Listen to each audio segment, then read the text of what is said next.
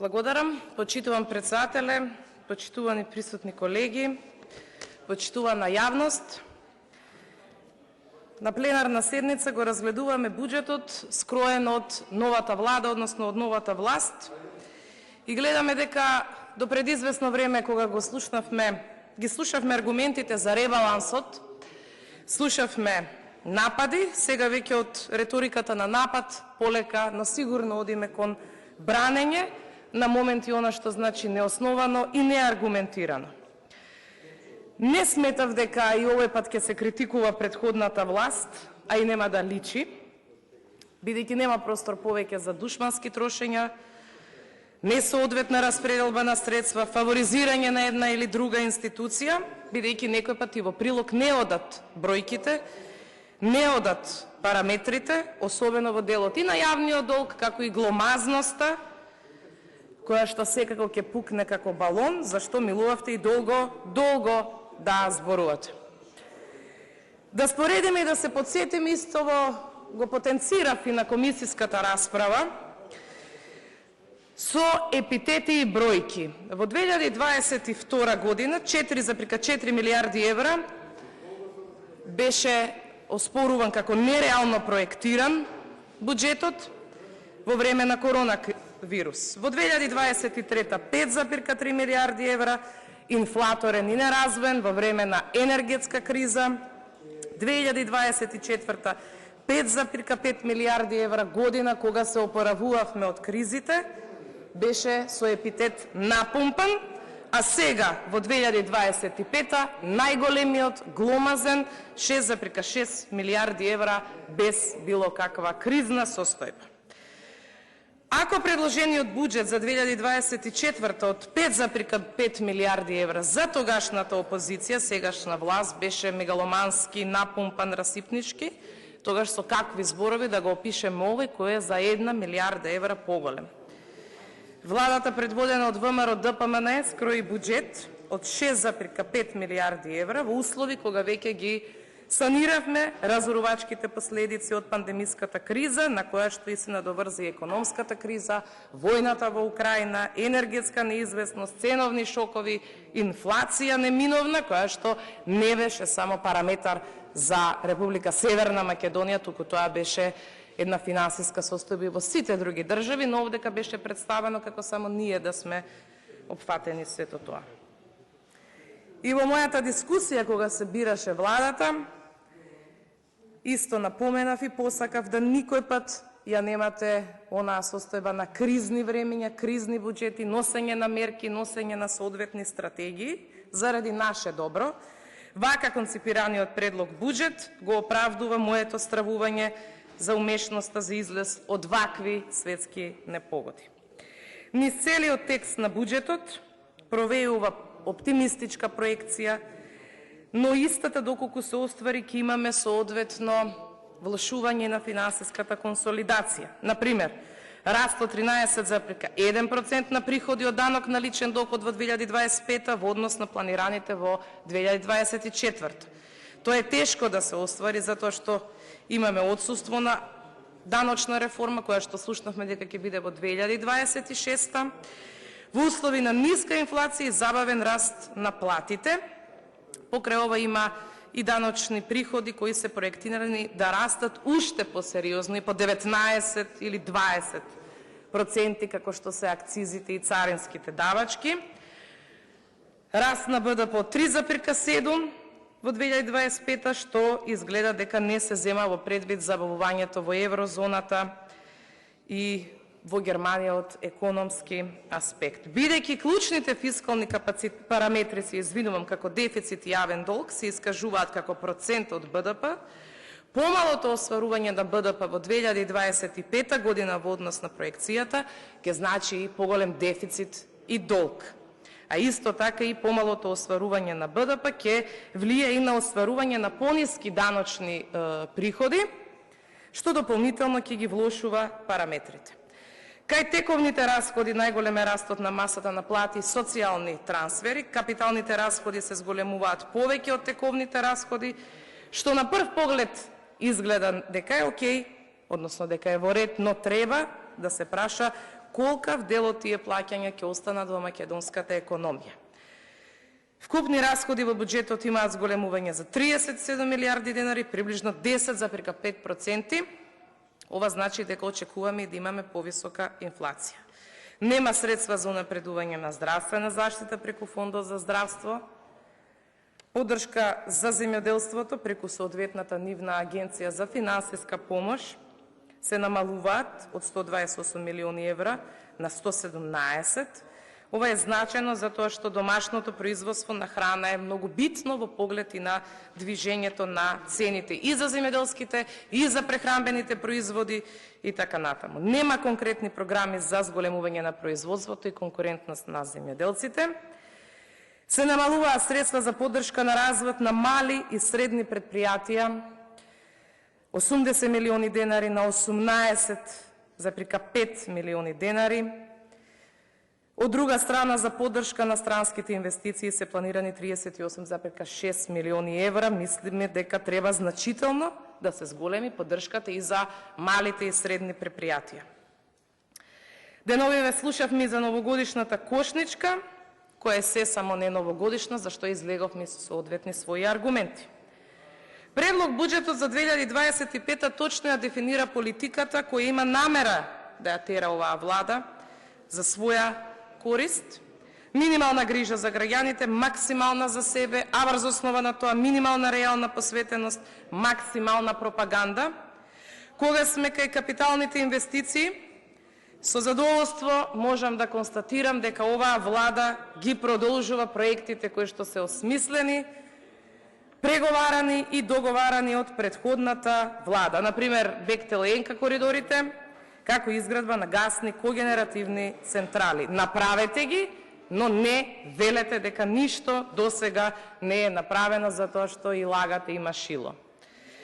Многу мерки беа минирани проекти, стратешки инвестиции, законски решенија. Слушнавме дека не добивме поддршка и за законот за ДДВ и за законот за минимална плата, а сите беа со една замисла за повисок стандард за граѓаните и ликвидност на компаниите, зашто треба да подадеме рака како политички противници. Светските кризи од почетокот на 2020 го закочија позитивниот тренд на македонската економија од 2018 и 2019. Тоа е година на најнизок буџетски дефицит. Овој факт е лесно проверлив, но верувам дека и тешко е да се признае. Од почетокот на пандемиската 2020, претходната влада беше принудена да подготвува предвидливи и одржливи буџети во извонредно тешки и неизвестни глобални времења, но полесно е да се каже затекнавме состојба во која економијата е во клиничка смрт, ако е за утеха, ние пак крајно поларизирано општество, трошење на народни пари и толку во оваа прилика. Бевте навикнати да наследувате полни буџети после владењето на СДСМ, но овој пат, за жал, светските кризи не ја овозможија таа удобност. Преку економски мерки во джебот на граѓаните директно вративме над 2,2 милиарди евро. Ова се факти кои што треба да се повторуваат за да не се заборават.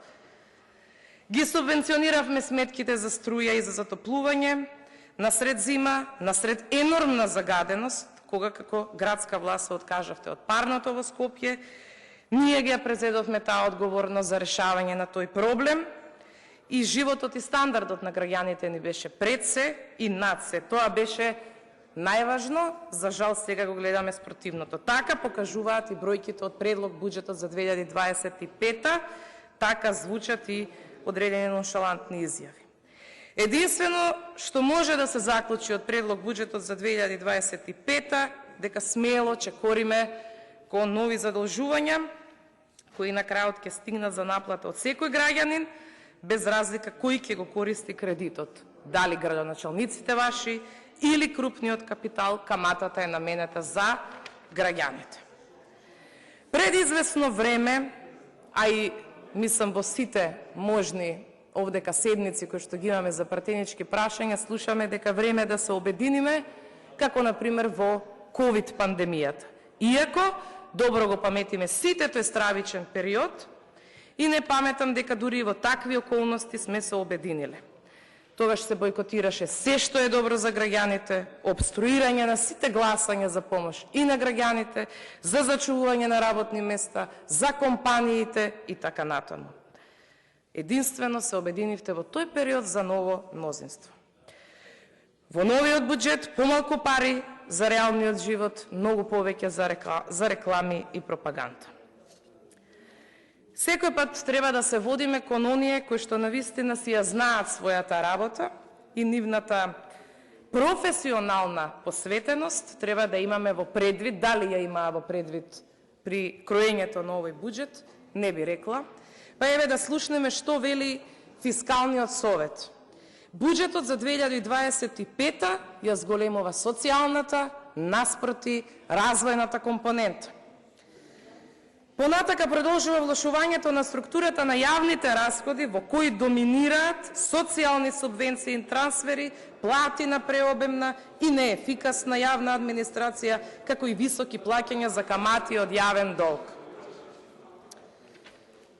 Понатаму, Фискалниот совет цени дека се занемарува ризикот од можноста зголемувањето на домашната агрегатна потрошувачка да влие врз зголемување на инфлацијата. Имено, се предпоставува дека целокупниот ефект од зголемената домашна агрегатна потрошувачка ќе се рефлектира врз зголемување на економскиот раст. Ваква предпоставка за мала и отворена економија е многу ризична.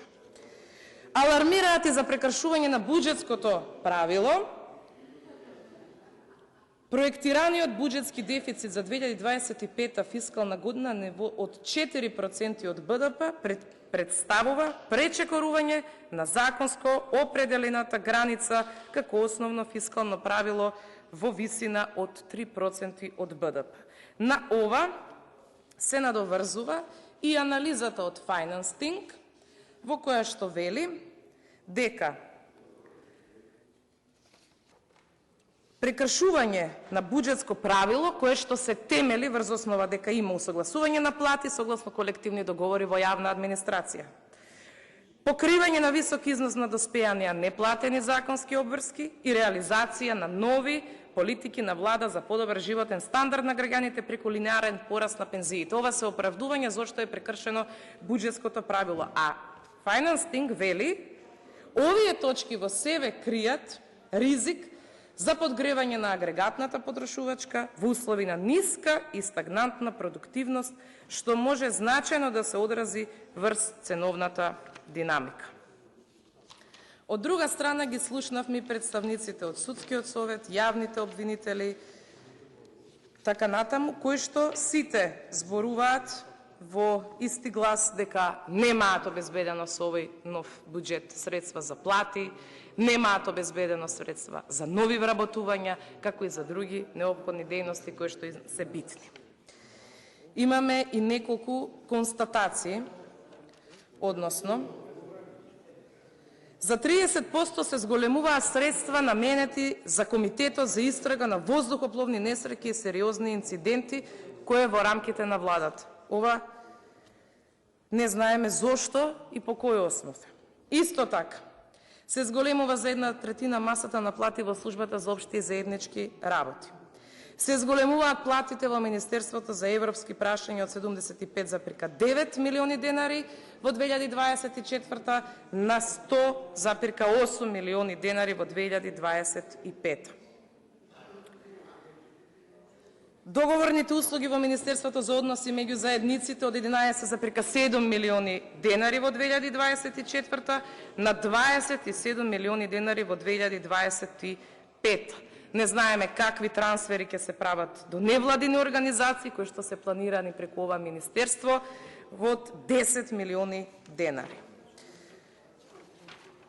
Намалени значајно алоцираните средства за медицинска опрема за потребите на јавните здравствени установи во Република Северна Македонија, капиталните расходи во Министерството за образование и наука се кратат во споредба со 2024, масата на плати се зголемува кај тирзовите, расте масата на плати исто така во Министерството за правда и така натаму, и така натаму.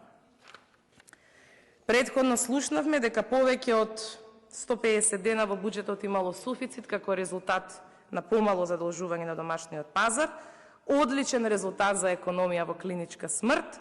Значи, за да се постигне нешто, треба да се има со што? Со празен буџет до суфицит тешко, или дека се скроти инфлацијата за неполни 100 дена и просечен познавач на економијата знае дека скротувањето на инфлацијата е процес, а не магија. Ниеден амандман прифатен на комисиската расправа.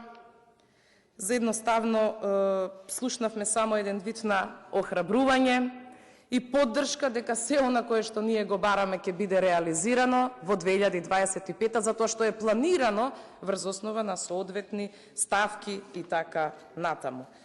Помалку пари за земјоделците за 15,7%, 10 пати помалку за програмата за рурален развој, зголемувањето на глобите и административните такси, значи планирани се 54 милиони евра приходи од такси, глоби и судски и административни такси во рамки на овој буџет. Јавниот долг, како што спомена и колегите, ќе достигне до 70,8%, бидејќи тука се вклучени сите оние неподмирени обврски од страна на единиците на локална самоуправа. Без тоа 66%.